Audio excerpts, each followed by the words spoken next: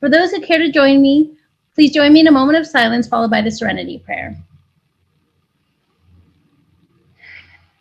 God, grant me the serenity to accept the things I cannot change, the courage to change the things I can, and the wisdom to know the difference.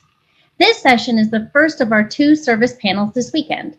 While the primary focus of this conference is to introduce people to apply traditions and concepts into their life, the secondary desire was and still is to bring to light these service opportunities. Our panelists are AA members who have been the givers and or receivers of such services, with a hope to inspire the attendees of this conference to get involved in these various AA service entities. After all 3 panelists have shared, there will be time for Q&A. Feel free to send your questions via chat to hashtag #AskIt_Sheila or hashtag #AskIt_Drew. Every effort will be made to answer as many questions as possible. At this time, it is my great pleasure to introduce today's service panel. Danielle B. on Young Peoples, Gavin O. on Bridging the Gap, and Ken M. on Hospitals and Institution, H&I. Our first speaker will be Danielle B. We'll unmute her. Hi, my name's Danielle. I'm an alcoholic. I have a sobriety date. It's December 29th, 2014, and I believe that I have stayed sober to this point today because I have a sponsor who I work the steps with. I work with other women through sponsorship, and I try and stay in the middle by creating a fellowship around me and by attending young people's meetings and at least 3 meetings a week. And I talk about those things not because I feel that I need to qualify or prove to you that I'm really doing AA. I talk about those things because that was told to me what I needed to do in order to stay sober. And I do believe that those are the things that have kept me sober until now. And so I continue to do those things today.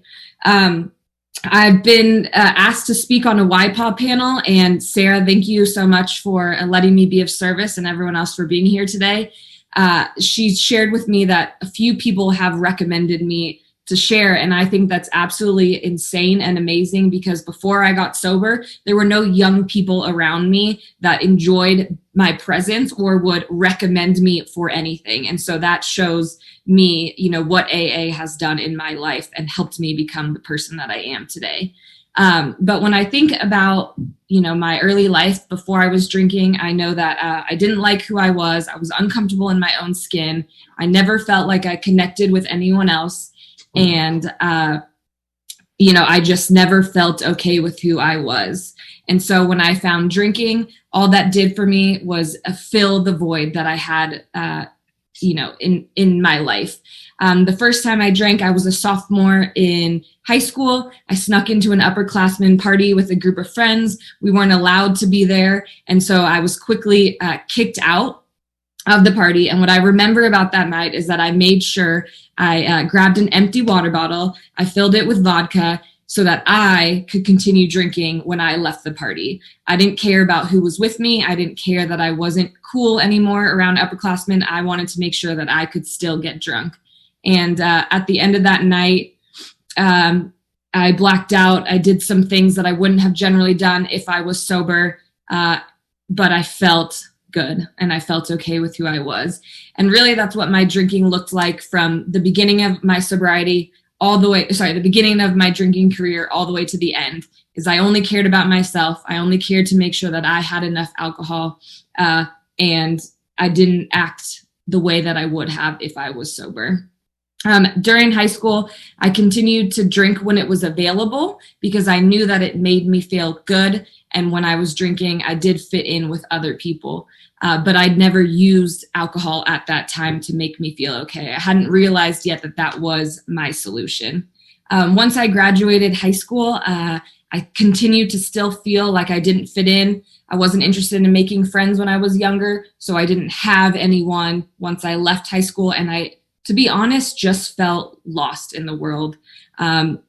And I had no guidance and I didn't know what to do with that. And so during this period of time, that is when I recognized that I started to actually use alcohol as a substance to make me feel okay. I couldn't get along with anyone. and I wasn't happy with my life. And so I figured I would make my first geographic, and I was going to choose to go somewhere where I would finally feel like I fit in and had friends, and I could continue to drink the way that I wanted to drink. And so for those of you that are in California, you've probably heard of Chico State University, which is a wild party school. So it's a great place to go if you are a blooming alcoholic. And so that's what I did. I moved to Chico for college, and I can look back now and see that I surrounded my life around alcohol. Of course, I picked a college where it was totally normal to drink the way that I wanted to drink. I made sure that I joined a sorority so that I could drink freely and be invited to all of the parties that I could possibly want to go to. And I made sure that I had friends who were going to co-sign my behavior. I decided to get a job at a bar so that I could also drink while I was working. And I chose to live in an apartment that was in the center of downtown. So when I blacked out, I knew how to get home, right? My entire life was revolved around drinking.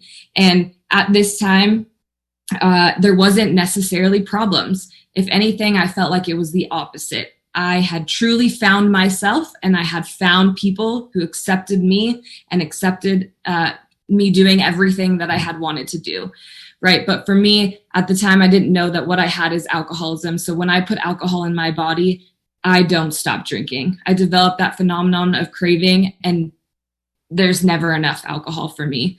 And so eventually my drinking would start to get out of hand. I slowly lost my job. I couldn't even keep a job at a bar. I was hidden in my sorority. Nobody wanted me to be associated with the sorority. My roommates didn't want to live with me, so I was constantly having to move in different places. And sorry, these waiting rooms keep coming up. And I started to withdraw and begin drinking alone in my house. And instead of deciding to limit my drinking, I just changed my life again and revolved it around alcohol so that I can continue to drink the way that I wanted to drink.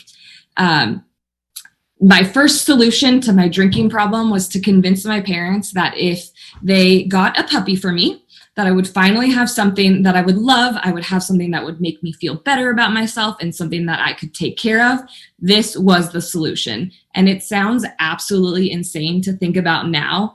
But at the time, I truly believed that that was going to be the solution to my drinking problems. And I would finally be able to keep a job, show up to school, and have friendships, right? This was the solution. And I'll talk about why I tell you guys that story, but it does explain the insanity of my drinking. So my second solution to try and limit my drinking was similar to all of the stuff that it talks about in the big book. At Chico State, we had dollar nights. So I thought that if I go out and only bring $1, that I wouldn't get drunk. I wouldn't get blacked out because I only have $1. There's no way I could get alcohol, right? Until I started stealing alcohol off of the bar or opening tabs in other people's names or convincing people to buy me alcohol. Because when I start drinking again, I cannot stop. And if I have told myself that I'm going to limit my drinking, by the time I've put that alcohol in my body, I forget that I even cared. I tried to do a few other things to limit my drinking. My parents also helped. Instead of giving me cash while I was in college, they would give me gift cards, right? What they didn't know is that I was selling those gift cards so that I could go continue to buy alcohol. I could not be stopped.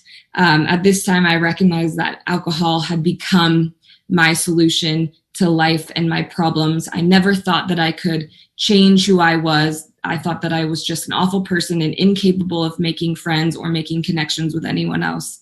And the only thing that I could do to make myself feel better was to drink. And so back to the story about my dog. I couldn't, nobody wanted me around. I couldn't keep a job. I wasn't showing up for school. There was no purpose for me to be in Chico. And so I got rid of my dog because naturally you can't party and take care of something else. And I would escape Chico by going home on the weekends. And a woman back in my hometown adopted this puppy.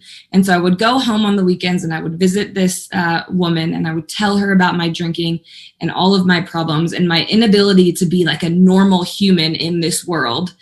And she would listen to me and give me advice. But one day she said, I've had 15 years of sobriety and I'm a member of Alcoholics Anonymous. Would you like to go to a meeting? And for me, like, I can see where God was working in my life before I even believed in a higher power, right? This dog that was my solution that I then had a woman adopt was the woman that would be my introduction to Alcoholics Anonymous. And that was the first time that I had ever heard about AA. I wasn't ready to start looking at my own behavior. I wanted to continue to blame everyone else. And so I wasn't ready to go with her to a meeting. But she practiced what we talk about here is like attraction rather than promotion. And she allowed me to ask any questions that I had about AA and about alcoholism and getting sober and what it would look like for me to live a life without alcohol. And she would answer anything that I asked and spent hours with me because I had to convince myself that someone other than myself had the solution, right? But I take myself wherever I go. And so the problem never leaves. So I thought I'd give it a few more tries. After I graduated Chico, I moved home because I thought it was, still everyone else's fault until I realized that I still couldn't control my drinking. And I got to this place in life where at that age I was 23, miserable, unhappy, still feeling the same that I felt as a child, unable to connect with anyone or find any joy in life. And I realized I had to do something else.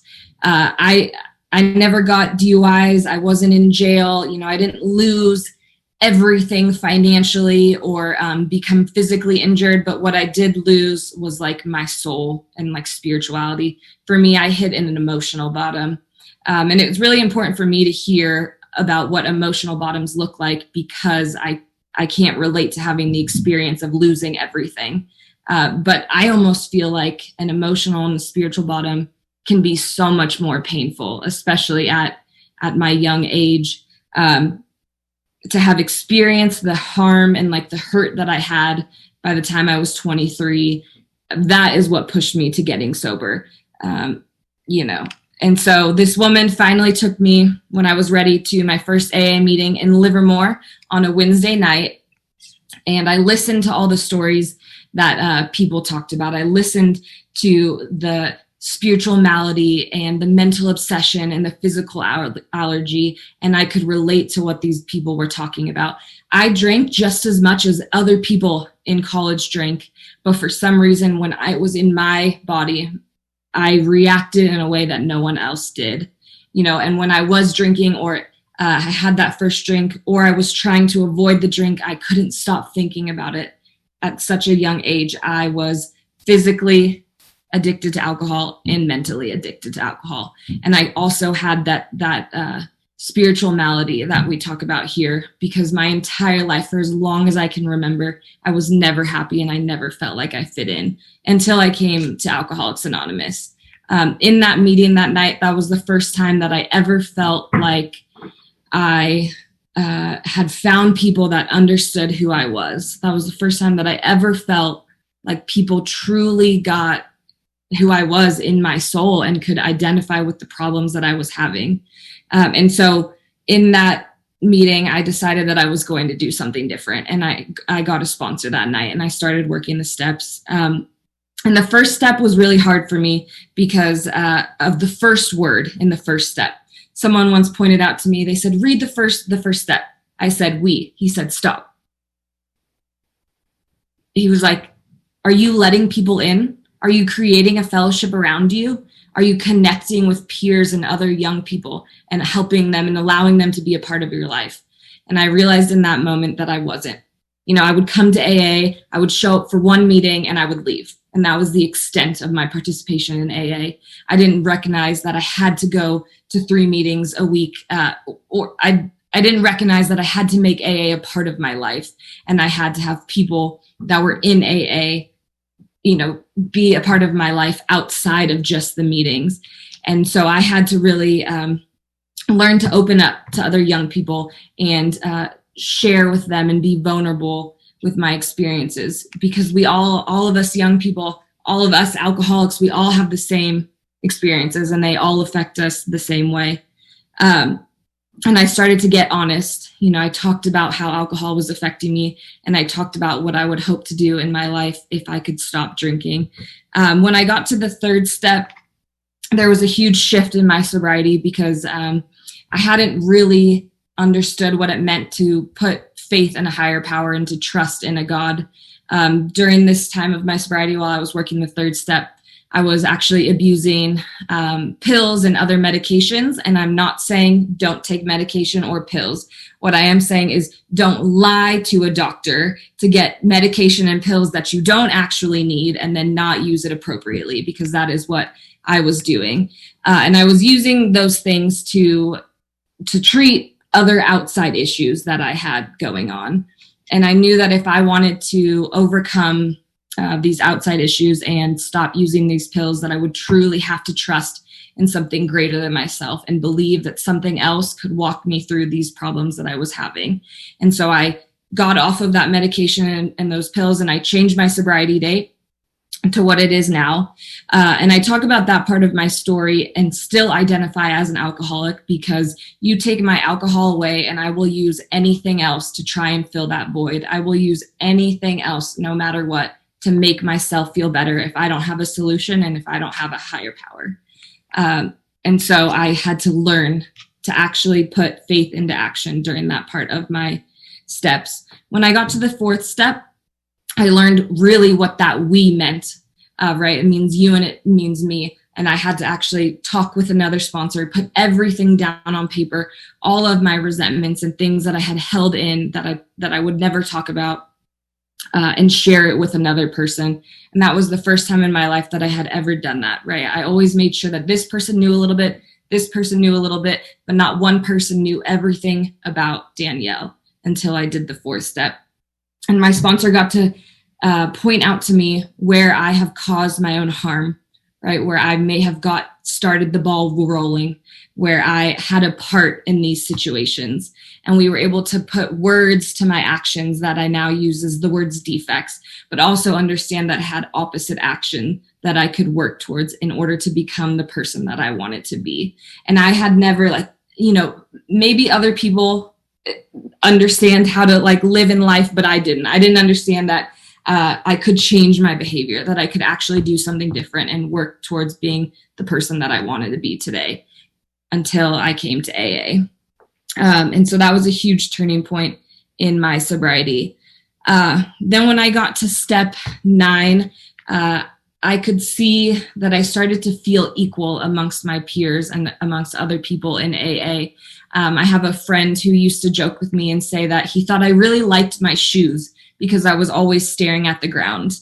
But when I got to the 9th step and I started to make amends and make right my wrongs, it started to change my behavior and actually become somebody different. I could finally look at people in the eye, and I felt worthy and valuable in a way that I hadn't before. And so the 9th step really changed me outwardly to the world. The steps up into that point allowed me to feel okay about myself inside. But when I got to the 9th step, I could actually live, one person amongst people. I wasn't this awful person anymore that I thought I was before then. Step 10, I absolutely love. And the principle behind step 10 is perseverance. And what I've learned in AA is that just because we have tools and solution doesn't mean that all of a sudden we become a perfect person and we never make mistakes again. And step 10 allows me to look at my behavior constantly, look at it daily, and see, how I'm still acting in my defects, and gives me a way to look at the opposite action and who I want to be. And it almost gives me like a roadmap towards my goals in life. And I get to continue to persevere and become better each day. When I got to the 12th step, I noticed a shift in how I felt in AA. Before, it was just about me trying to be a better person, me trying to fill my void and remove that spiritual malady and connect to a higher power. And when I got to the 12th step, I started to learn that I had to give this I had to carry this message on, and I had to give away what was so freely given to me. Because if people like you weren't in a room of Alcoholics Anonymous when I wanted to get sober, I don't know that I would still be here today. You know, if there weren't other young people there reaching out their hand to me, sharing the solution and teaching me that I could have fun in sobriety as a young person, I don't know if I would be here. And so it's my responsibility to continue to carry that message. And I learned that while I was working on the 12-step. And I'm supposed to be specifically talking about young people, which has changed my life in so many ways, and not only just helped me stay sober, but truly helped me become a greater person than I ever thought that I could be. I'm a part of East Bay Young People of Alcoholics Anonymous, which is the young people service committee in the East Bay.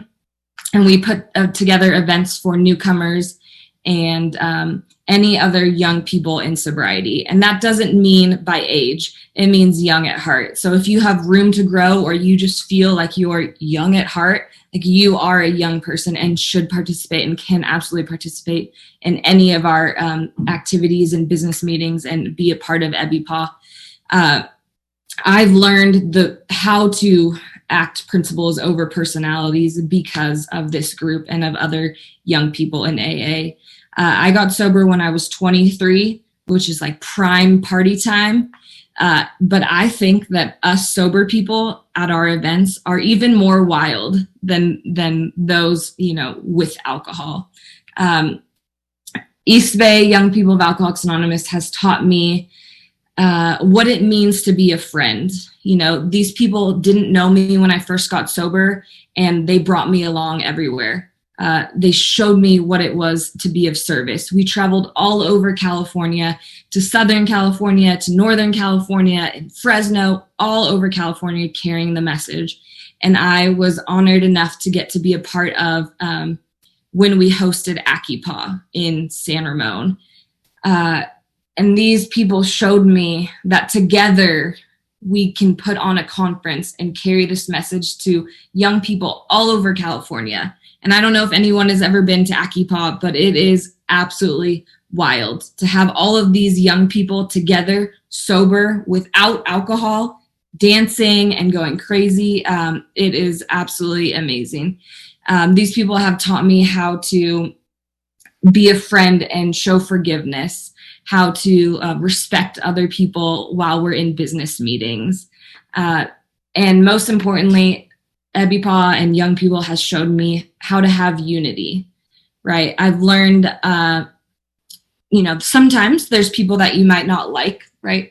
But to put the group first and to care about unity first over my personal preference of people or my inability to accept people for who they are. I've learned that it's important for the group to accept everyone in order to have unity and to stay sober.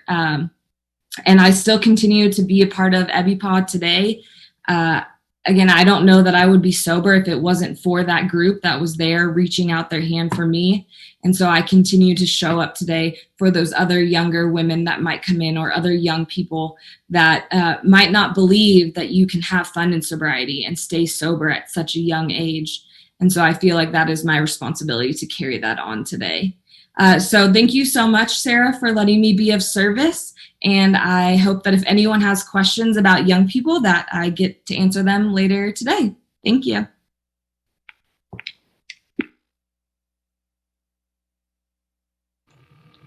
Okay, now Gavin will speak.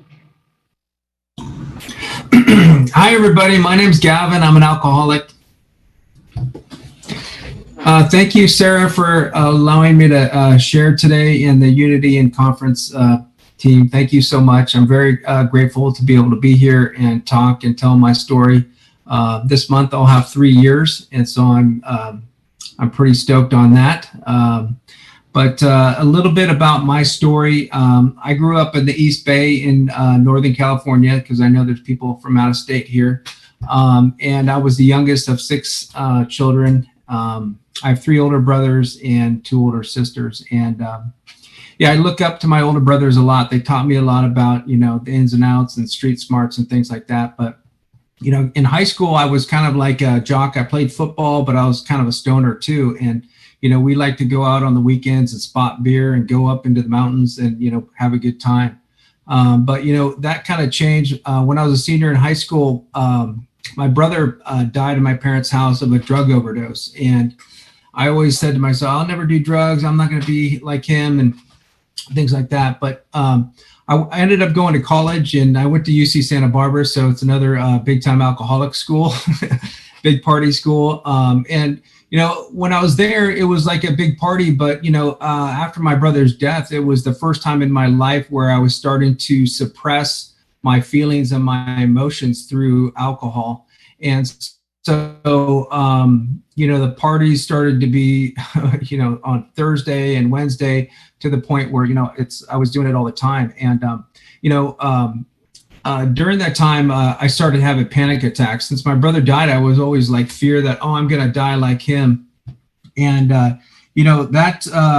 that fear kind of stuck with me. And so it really kind of took me out. But to fast forward, when I got graduated from college and moved back home, I kind of was lost. And within a couple of years, I basically was living out of a storage unit, and that was my life, and I was content. And I thought, this is the rest of my life, just drinking and living in a storage unit. And then, that was about 25 years ago. I was fortunate enough to get into a program. I got into a rehab, and I was introduced to AA. And I went into a program where my friend, who I grew up with in high school, was there, and he was the biggest alcoholic in the school. So I said, man, if he can get a couple years clean, I'm going to follow in his footsteps. And so that's what I did. And, back then, we had a good fellowship. We went snow skiing. We had a softball team. It was like really cool. And, I had a sponsor too. And the sponsor's like, hey, you got to do these steps. And I was like, okay. And then I got up to step 4, and I was like, hey, wait a second. I'm not going to tell you all the weird stuff I did and, all that personal stuff. And so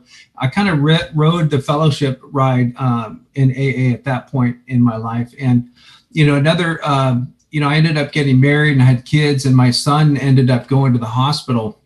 And I thought he was going to die. So I had a lot of those fears, those panic attacks were coming back. So I ended up going to the doctor and getting medicine. And I fell into one of those fallacies, like, I'm an alcoholic, but I can take prescriptions from the doctor. And, you convince yourself that that's okay. But, fast forward 15 years, I basically was, it was like deja vu for me. I'd sold my house. I was, all my stuff was in storage, and I was like, what's going on here? And I started to, go crazy. My dad had passed away. And again, all those like life trauma events were hitting me, and I didn't have the tools to kind of deal with that. And the only thing I knew was to drink. So I ended up drinking again. And, because it was kind of like a slow relapse for 15 years. And eventually it just took off, and I was back where I was, I have to talk about a little bit of insanity. When I read the big book, I want to say blue book back in college. When I read the big book, it talked a lot about asylums and the insanity. And I really keyed into step 2 about, getting restored to sanity, because I spent 8 times 5150 in these places. And I kept blaming other people. Like, if my kids wouldn't, do that, my wife wouldn't, or the cops this and that. And then, I was blaming pretty much everybody for all my problems. And so I got to the, point where I couldn't make a decision for myself. My brain was completely fried. And as we're driving up to Eureka, my wife and I saw one of the counselors at my first rehab where we went skiing in the fall. And he was in, the funny story is he, when I was there one time, and I berated him while I was there in men's at Big O while I was there this morning. And I thought he was mad at me and all that. And he's like, no, Gavin, I thought it was funny, and then I was like, oh, okay. We build up these things in our head, like we really hurt somebody's feeling, but sometimes it's not true. And so I was in this false reality, and I couldn't get out. I couldn't make a decision. And I was in a hotel in Pleasant Hill here, and my sister called to check in on me, and she's like, Gavin, what's going on? And I said, I don't know. I really think I should just get a job, and a job would fix all my problems, or I need to take a shower, and then just take a shower, or you know what, maybe I'll go down and have a drink down at the bar. And so that's the way my brain thought. I was like, I think I can fix this by doing something, but I really couldn't. I needed that help. And so she said, do you want recovery? I said, yeah, I do want recovery, but, I'll have to think about it, And so I hung up and I was like, I don't know what this recovery is, but I think I need it because I can't think right. And so I called her the next day and she said, yeah, you need to get into a rehab. And I said, okay, I'll call. So I ended up getting into a rehab down in LA. So from East Bay down to LA, Southern California. And I was there for 4 months. And that's when I tallied up how many times I was in the psych ward. But the first thing I did was I got a sponsor. And I told the sponsor, I said, just tell me what to do. I'll do all the steps. I just want to be able to function again, think right. And I just want to be normal again. And he said, Gavin, I want you to pray every morning. And so that's what I do. It was the first time in my life where I took a suggestion, even though I'm not a guy that likes to pray. I said, I'll do it. Okay, that's fine. And so what I did is start listening to him and asking him questions like, what's next, And so we went up and did all the steps. And, step 4 for me was very powerful because I always thought, man, I should have done the step 4 25 years ago because, I wrote out 20 pages of all this stuff that I did to people affect, and I spent 3 hours doing my 4-step and my sponsor just accepted me, it was like, it was a relief. And it was like, wow, I'm still human. I'm not that bad of a person. And so I was able to kind of like get through it. And, so that was really cool. I made my amends to, a lot of people. Made another one this morning. But anyway, let's see, my video stopped. But anyway, I'll keep going.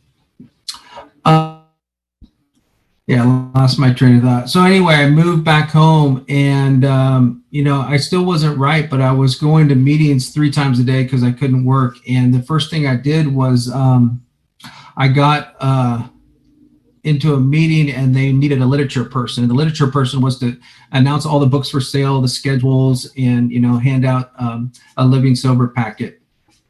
At the beginning, to the newcomers. And so I was thinking like, oh man, I can't remember all that stuff. And so the lady, she wrote down everything I needed to say. And so I didn't have to remember it. And so that's kind of how I got into service, my first service commitment. I did that literature commitment and the secretary ended up not showing up. And so,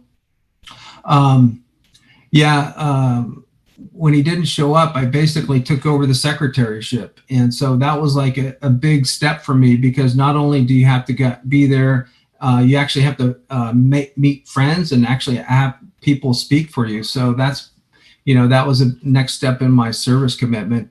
And so after about a year, I was at the meeting and it was my, they say, does anybody have any birthdays? And I was like, yeah, I've got a birthday. I got a year. And everybody's like, yeah, awesome. And then the AA announcements came and they're like, hey, I'm from H&I. We're looking for volunteers. If you want to come Sunday, there's the meeting and you can volunteer for that. And then he said, the only requirement is you need 1 year sobriety. And everybody's like, oh, he just got a year. And everybody pointed at me and they're like, he can do it. And so I was like, oh, okay, I'll do it.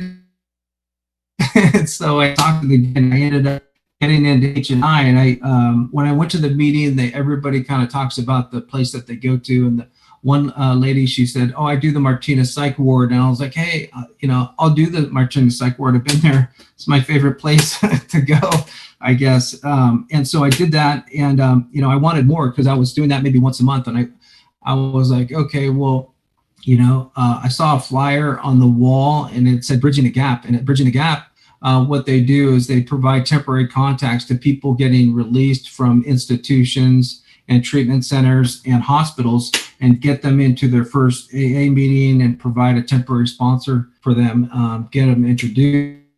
Because that's one of the slippery slopes when people get out, And so I was like, oh, this is awesome for me because when I was in LA and I came back home, it was really know anybody. And so I called them for 4 months in a row. I was like, hey, can I do Bridging the Gap? They're like, no, we don't have a chair right now. We're going to vote somebody in. And I call them, oh, we don't have a chair.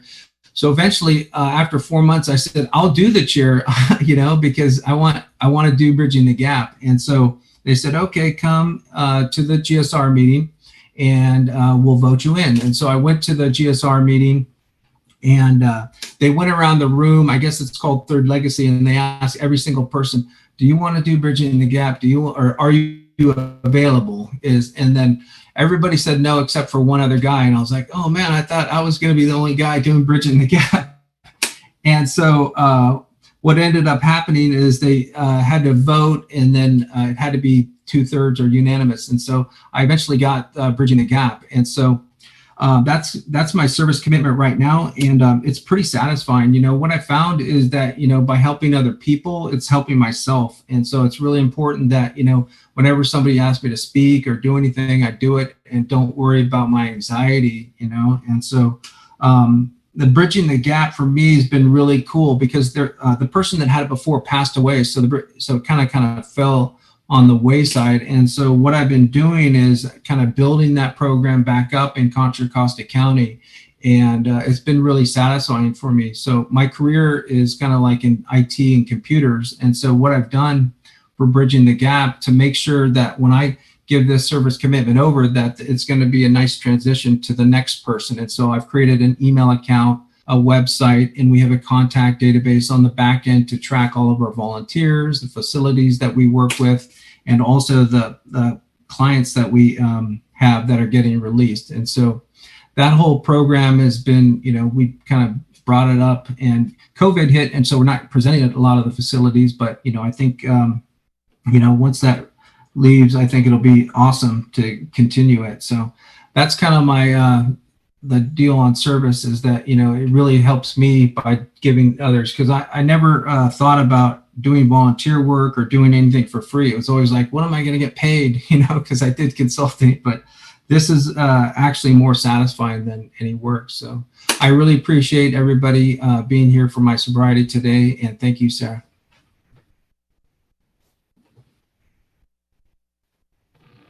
All right, and now we'll hear from Ken. Good morning, friends. My name is Ken M., and I am alcoholic. And I'm very grateful to be with you here this morning. My sobriety date is the 17th of November, 1997. My home group is the Easy Does It group. We meet on Sundays at 5 o'clock at the Alano Club here in Vacaville. When we meet live, we're currently meeting on Zoom. We are a closed meeting. We read from the Big Book in the 12 and 12. Thank you for the opportunity to share here today. Thanks for asking Sarah and Tanya and everybody who's been involved with this conference. I mean, conferences take a lot of work. Thank you to everybody who put their efforts into making this possible. I'm sure there was new challenges doing it virtually. I've had the privilege to attend all of them, but the first one of these Unity and Service conferences, and I enjoy them a lot. And thank you so much to Danielle and Gavin. Great job, both you guys. I enjoyed what you had to say. And a big shout out to my friend, the Honorable Rogelio Flores. I love that man. I got to work side by side with him a few years ago when I was doing general service. And I just love hearing Rogelio tell his stories, and thank him for his service to our fellowship. I know why I do what I do for AA, but when I hear those Class A's who give so much time and effort of, their precious time to our fellowship. So thank you to everybody. The topic that I've been given today is corrections, or as we call it here in Northern California, the Hospital and Institution Committee. Most places in the country, and we have folks from all over the country and all over the world here today, might call this corrections. And I've learned that corrections committees can be part of general service. Corrections committees can be part of intergroup central offices. And here in Northern California, our corrections committee, known as H&I, is an independent Ninth Tradition Service Committee. And we are guided in all our affairs by all the spiritual principles of Alcoholics Anonymous embedded in our steps, in our traditions, and in our concepts. We've been around for quite a while. I'll give you a brief history of H&I in a second here. But the only purpose of H&I here in Northern California is to carry the message of Alcoholics Anonymous to the alcoholic who is confined.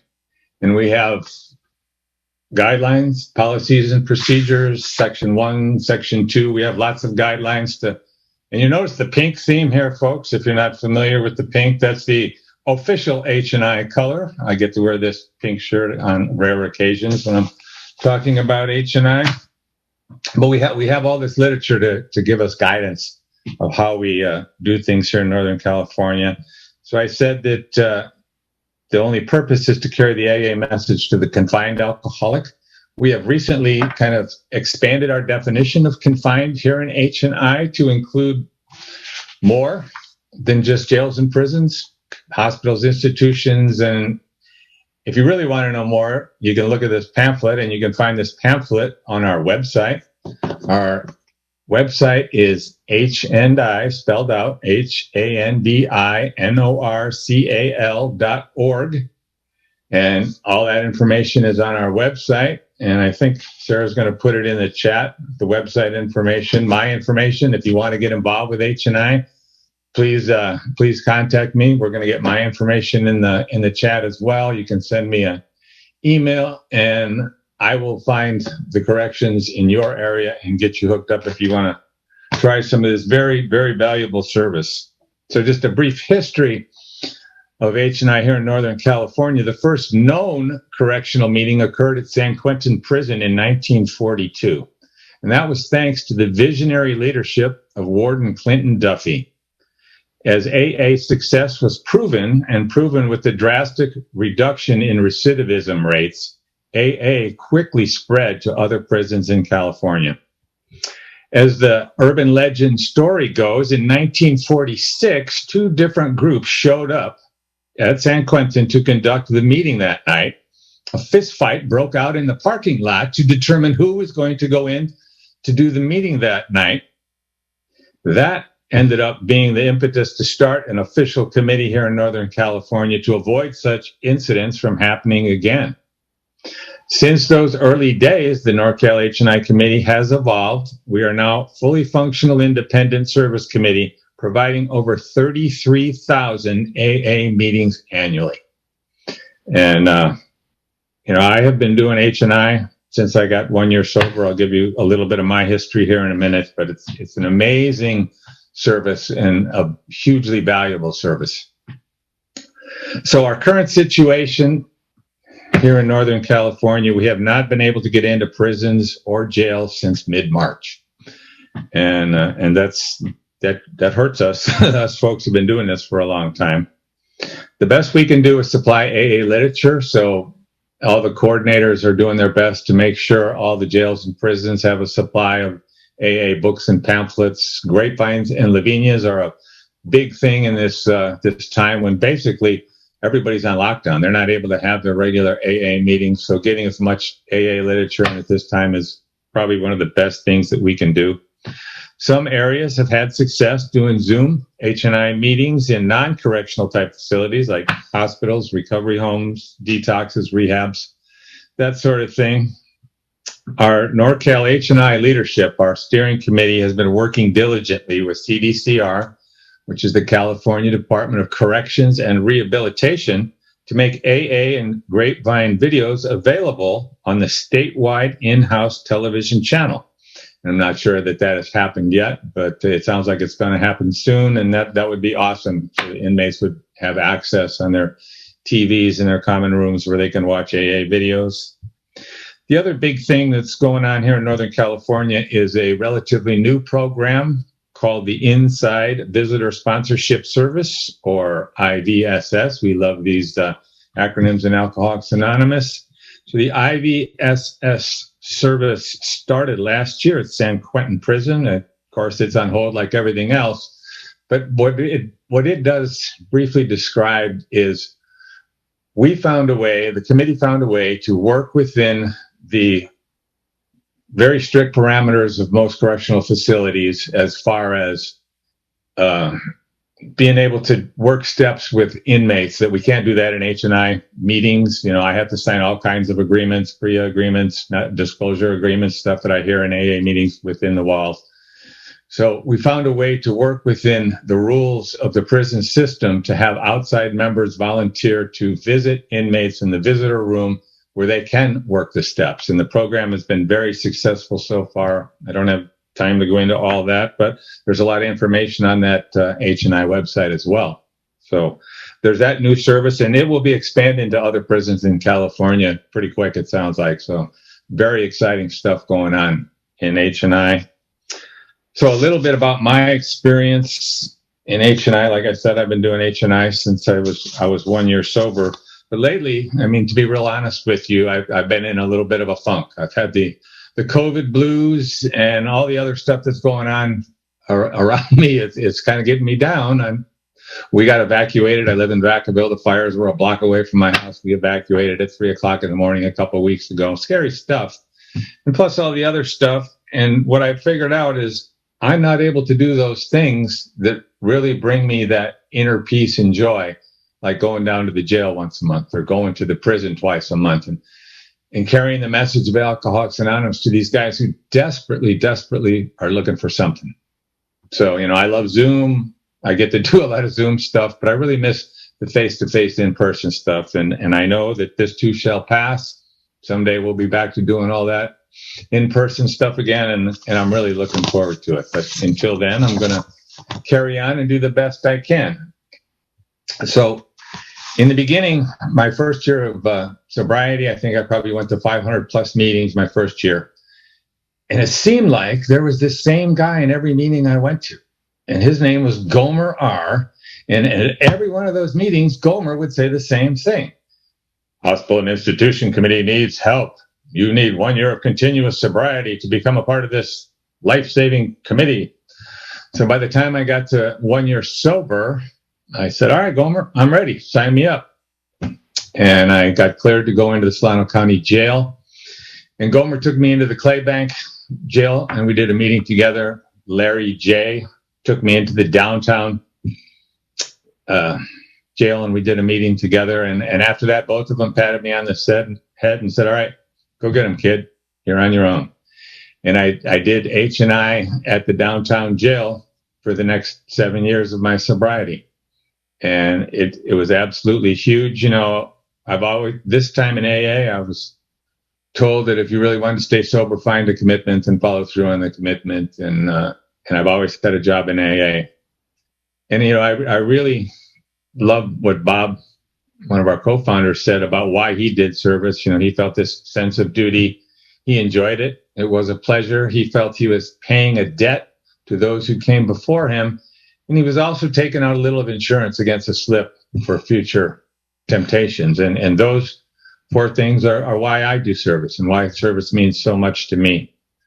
I got involved with general service also. I've tried all kinds of different services in AA, and I was at a point in general service where the work was so consuming that I couldn't commit to being at the jail on my regular time anymore. So I had to step away from H&I for a few years. And I got to be an area officer, and I got to be a general service conference delegate. And when I rotated off from being a conference delegate, I had a long talk with myself, a long talk with my sponsor, a long talk with my higher power, and lots of meditation to figure out where I could best fit myself to be of service after all the stuff that I had learned in general service. And it was really clear to me that I needed to get back to H&I. And the other thing I needed to get back to was public information and cooperation with the professional community committees. And I went back and I got involved with those things at my local level, and I started going back into the jail. And what a blessing it's been for me. I also got involved with other areas of service within our Northern California H&I committee.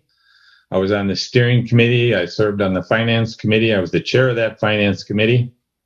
I'm currently serving as the Area 54 chair, which is all of Solano County. And I got to be the volunteer coordinator at the downtown jail for a few years. I'm currently the coordinator at the California Medical Facility, CMF, one of two prisons we have here in Vacaville. CSP is the other prison we have here in town. And let me just tell you the difference. I did the jails for a long, long time, and I started doing prison H&I work about 5 years ago. And the difference is pretty drastic. At the prison, I am a visitor. This is their meeting. They usually ask me to read the daily reflections, share on it. That's the topic for the meeting. And contrary to the jail, where most of the folks at that meeting have never even been to AA, their experience with AA is very limited. So in the jail, you're kind of like a public information person as well. You're sharing, of course, your experience about AA, about your sober life, and but you're also talking a lot about AA. And one of the biggest things for me is, especially at the jail, see, the guys in the prison, CMF, these guys are all lifers that come to the AA meetings. Not all, but most are lifers. They've been there a long time. They're going to be there a long time. The guys in the jail, they don't know what's going on. All they know is their life is a mess. They don't have any solutions. They keep ending up in the orange jumpsuit in the jail, and they're just looking for anything. That's where AA can help. And, I do bend over backwards to make everyone who shows up at an AA meeting in the jail feel welcome, whether they identify as an alcoholic or not. And then I can kind of put on my PI hat and I talk about, our traditions of Alcoholics Anonymous. The only requirement for membership, the primary purpose is to carry the message to the stubborn alcoholic. And I talk about other fellowships. If you're not an alcoholic, there's all these other fellowships. But if you have all these other problems and still have a drinking problem, welcome. You're home. This is it. So it's a fine line, but we get to plant those seeds in the jail to these guys before they end up in a blackout, making some really bad decisions that end them up in prison for the rest of their life. I think the jails is where we can really have an impact. What else did I want to talk about?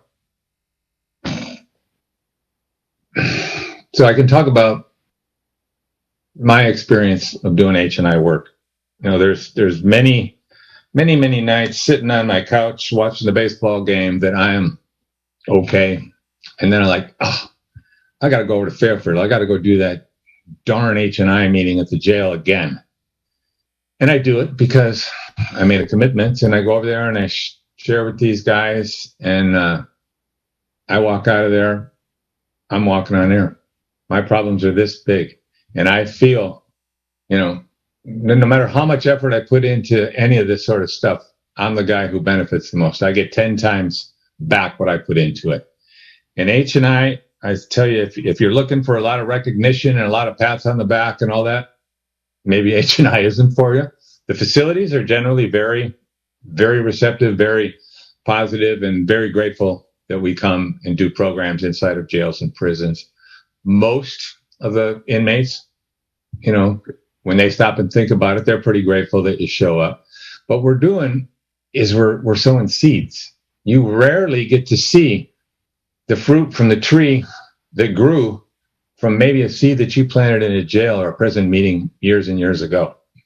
I have had some really cool experiences with folks coming up to me and saying stuff like, well, you probably don't remember me, but you're the guy who gave me my first big book. You're the guy who told me there is a solution. You're the guy who told me I didn't have to live the way I've been living for so long if I didn't want to. You told me I had a choice. And you get a few of those, and they're spiritual experiences, and they're wonderful, but they're few and far between. We have one particular fella that's a member of our local Area 54 H&I committee, and he's probably the most active. He goes to jail, he goes to prison, he does all this stuff, and he continually reminds me every time I see him that you gave me my first big book. You started me down on this path. So you do have those kind of moments from time to time, but not a lot. I can tell you that H&I has enhanced my sobriety by giving me a deeper sense of gratitude, a feeling of useful, happy purpose in my life. It's brought me a joy that can only come from within. I can be happy when my baseball team of choice, stay out of those outside issues, Woody, wins a baseball game. But the true joy that comes from within by being of service, where's my pin? It's on here somewhere. The secret is service. And that's where I get that feeling of of being okay by doing these sort of things, by getting out of me for little bits at a time, sharing this message of AA. That's where I can get the true inner joy. And that's what I've been missing since we started this COVID thing. H&I is probably not for everyone. I've taken, several guys into the jail with me to do meetings, and they've come out and they said, I don't think that's for me. And that's fine. Let me also just say that there's other things we can do if you wanted to be a part of the H&I committee. The committees always need help doing some of the business. We need a treasurer at our area. We need a recording secretary to do the minutes. We need a literature person to make sure our literature supply is always, full for the folks going into the jails to carry that AA message through literature. So there's other jobs in AA that you could be a part of this thing.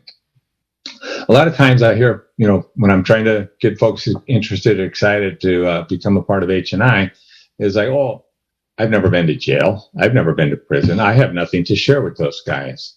And I tell them, those guys are really good at getting into jail. They know how to do that. They don't need any help with that. They don't know how to live sober one day at a time. You do.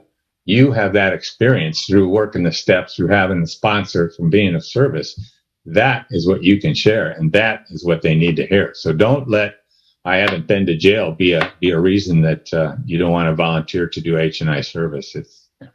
It's amazing. And again, these guys are so desperate. They don't know what's going on. They just know that their life sucks and they keep ending up in jail. And Rogelio, the judge, shared earlier that we hold their lives in our hands, man. We have the solution. We can share this with them. This is so important that we continue to get into the jails and the prisons and let those folks know that there's a different way. They don't have to stay on that vicious recidivism recycle that is part of our prisons. The process to get cleared nowadays is pretty arduous. I'm afraid they seem to keep making it harder for us. The application process to get into jails are all short-staffed nowadays. They have a hard time processing. Can take quite a while, can take months. Same thing with the prison. They just expanded the application. We have to do a bunch of other stuff nowadays. TB testing, online training every year. But the thing is, we get a chance to practice love and tolerance. We get a chance to practice our patience. And we get the chance to keep in mind that the good that we can do to help that still suffering alcoholic. So this is just what we got to do. This is just part of the process. Service is the secret. I don't think we should keep it a secret. I think we should share it as much as we possibly can. I believe Sarah was going to put my information in the chat, my phone number, email, the NorCal H&I website information. If you're interested, get a hold of me. I will find the place in your area and get you hooked up and start you down this path to give it a try. Thank you very much for your time.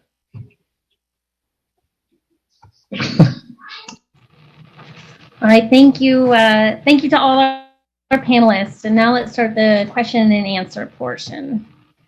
The first question is, let's start with a question for Danielle. What exactly is your service position in Young People's? So right now my service position is position coordinator. So I am currently, like any new members, I can talk to them about the position that they're elected into and help them become connected to the person that held the position previously so that they feel like they're knowledgeable on their position on EBIPA. Please, thank you. All right, a question for Ken. How do we bring Zoom meetings to jails or rehabs? Are there clearances required? So I didn't hear the beginning of the question. Can you repeat it, Sarah? How do we bring Zoom meetings to jails or rehabs? Well, I'm afraid the answer is we don't. Not here in California. They don't have the capability, the technical capabilities in the prisons at this time. Now, I understand there are some prison systems back east. I was aware of one in Maine in particular that a few folks from our local H&I committee have done, some like Zoom speaker meetings in the lockdown facilities in Maine. But here in California, I'm afraid it's just a no-go until the COVID thing is over and we can go back to in-person meetings, because their structure will not support Zoom. Thank you. All right, question for Gavin. Okay, I live in Portland. I've not heard about Bridging the Gap at any meeting I've been to here. How can I find out if it's offered in Portland and how to get involved? Or how can I go about getting this program started here if it's not currently offered in my area? Oh, that's a great question. And so I don't know. I know in California, we have it broken down by different sections of California. And so I go to a monthly meeting in Petaluma, and that's for California Northern Coastal. And that's like the northern coast of California. And so, but if you give me your contact information, I can send it out to some people and find out if that's in Portland, and kind of get you on the right path. For us, we have a workbook that we work off of. So, when I started, I had to read the workbook a couple times and learn about it and figure out kind of on my own. But yeah, if it's not there already, then yeah, it'd be awesome to get it started, and I can help you with that. So just let me know. Thank you, Gavin. All right, Danielle. Our traditions are our second legacy of unity. Our concepts are our third legacy of service. How do young people of AA, I guess it is, in your location learn, practice, and pass on the traditions and concepts? So I think that most of us do the traditions with our sponsors, but we do have other outside groups come in and educate the group and different things like that. Yeah. Okay. Question for Ken. Oh, question for Ken. How can my home group start delivering grapevines to the jail since nobody can go in for service work? So you should probably get in touch with your local H&I committee. Our local H&I committee is, like I mentioned, we've been doing all we can to get grapevines and Lavinias into jails and prisons. We're the H&I is the one who has the connection to who to talk to at the jails or prisons to do that sort of work. So I would suggest finding your local H&I committee. When does our committee meet in our area?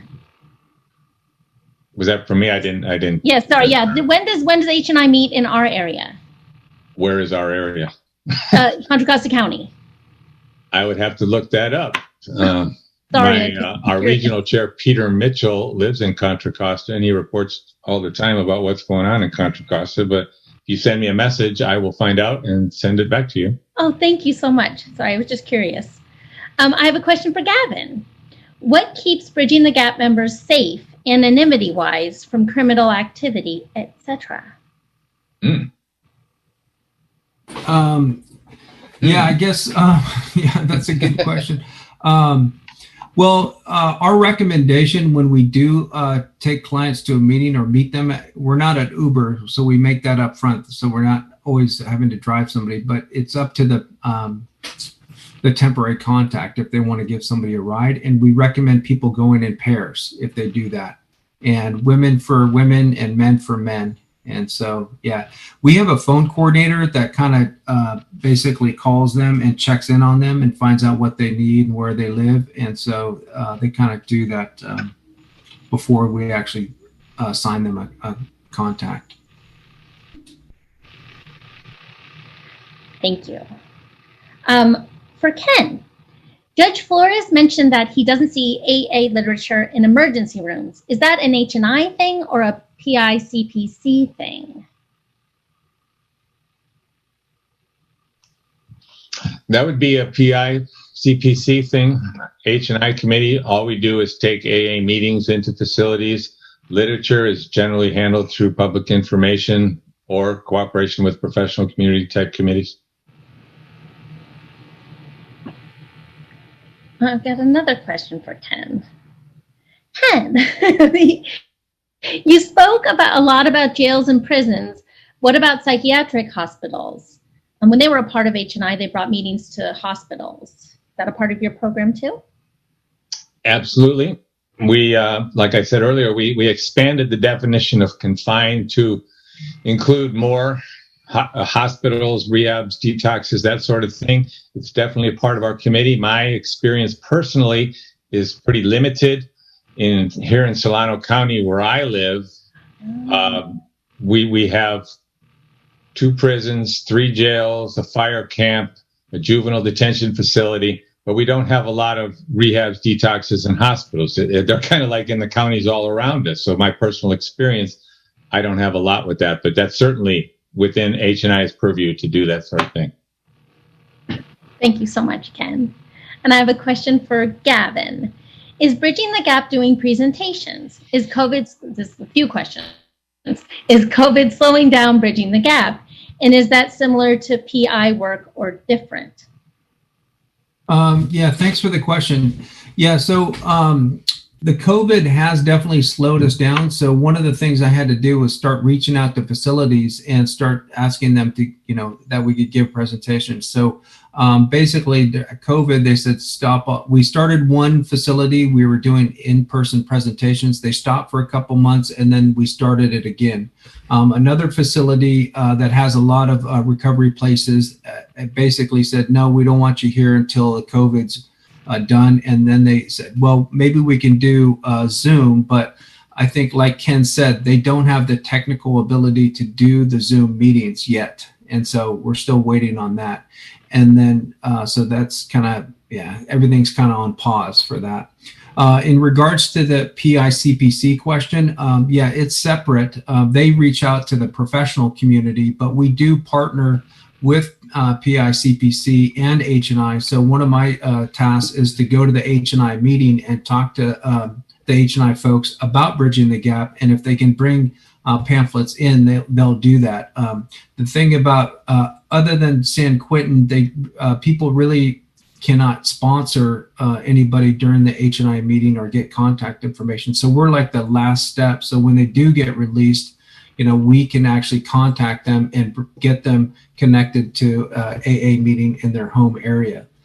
So there's 3 components, the CIPC, H&I, and then we're like the last step of the leg. Hopefully that explains it. Oh, thank you. Sorry, I'm reading questions. Danielle, it just went away. How is young people handling their regular conferences? So some of the conferences actually have been put on hold until the following year. And some of the conferences we are still bidding and we're unsure of what they've decided to do.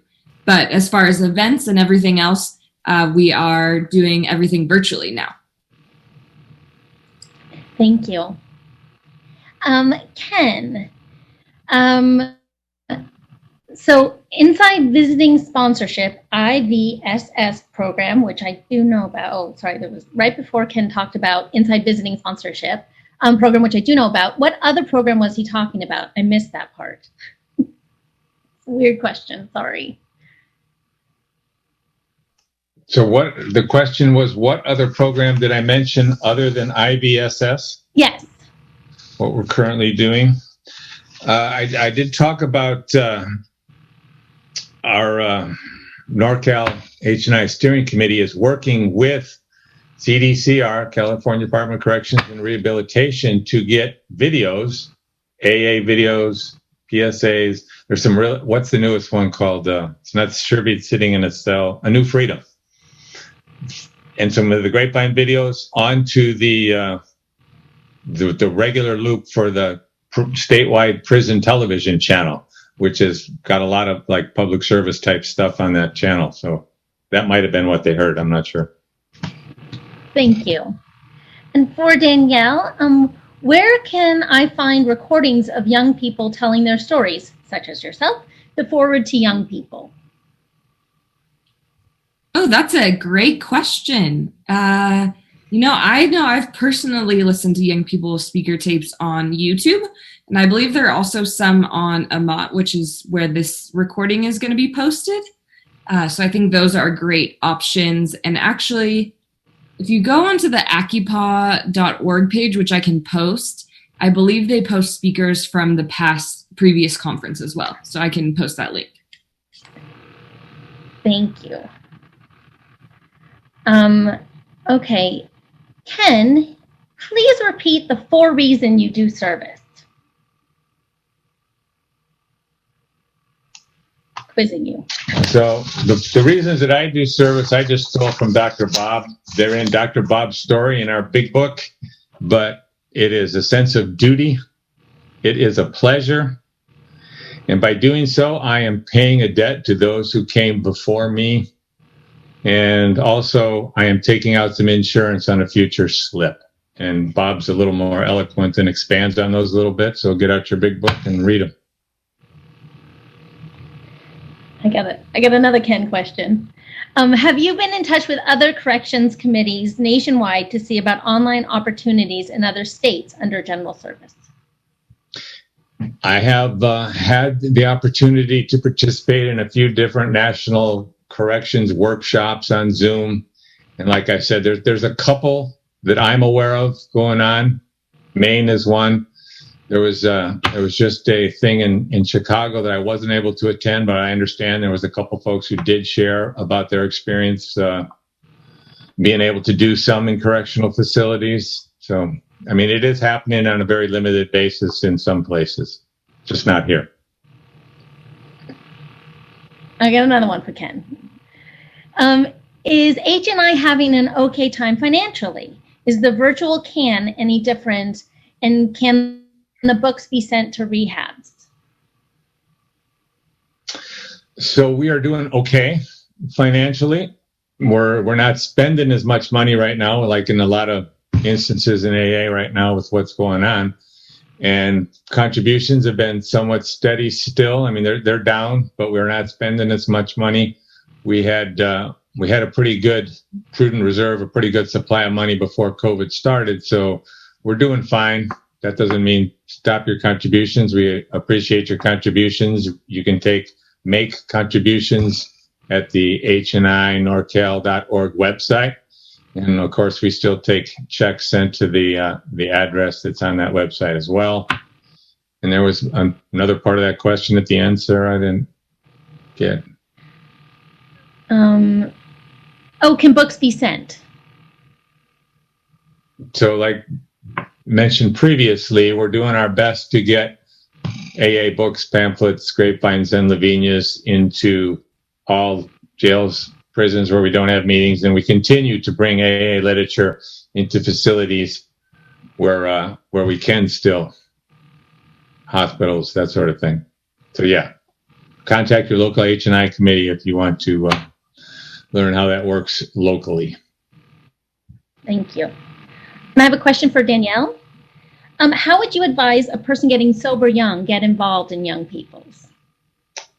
So it depends on your area, but I think each YPOG committee would do the same thing, is search online to see a list of young people's meetings. I know like Tri-Valley Intergroup has a list of our young people's meetings, and find out what YPOG group represents your area. And then there are business meetings every month. So for anyone interested in East Bay Young People's, we have our business meeting tomorrow.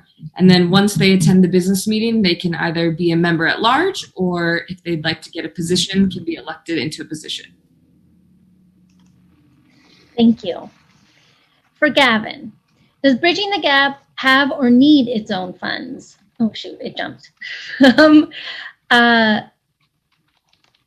Or does it come from general service?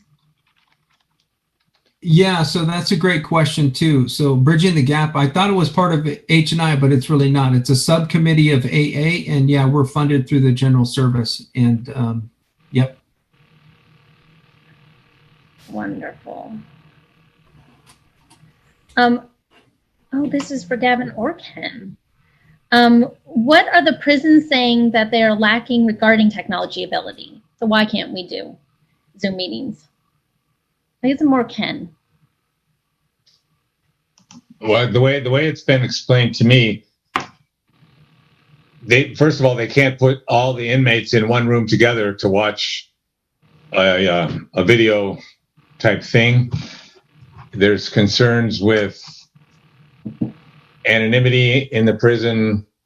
There's just, and they don't have the technical abilities to do some of this stuff as I understand it. I mean, state of California prison system still uses a lot of paper. They're not they're not too up to 2020 technical standards, I'm afraid. So there's probably someone who could make a better answer to that, and I can reach out to Carl or Jeff, our chair, and ask them that question for more specifics. Have them send it to me in my email or text it to me or something, and I'll get a better answer. Okay. Oh, hold on. Sorry, one sec.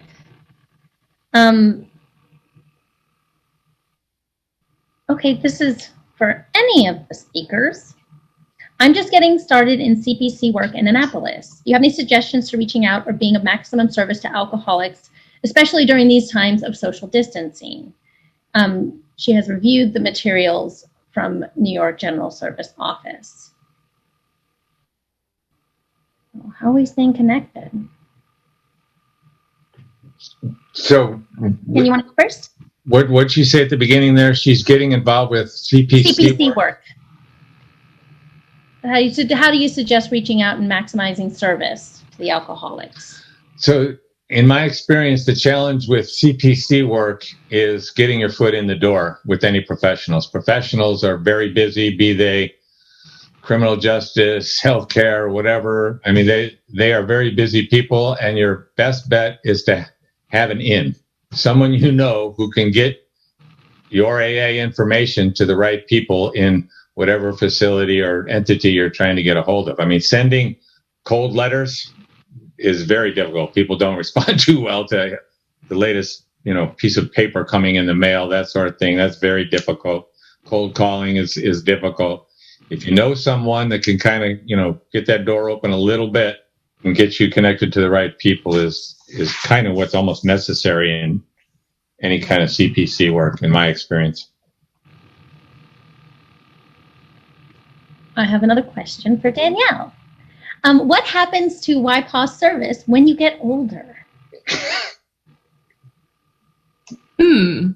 I'm not sure if I understand exactly what that means, but anyone can be a part of young people as long as they feel that they're young at heart. It doesn't matter what your age is, if you're getting older. We have everyone from in their mid-30s to 16 years old a part of our young people committee. All right, I think I'm out of questions.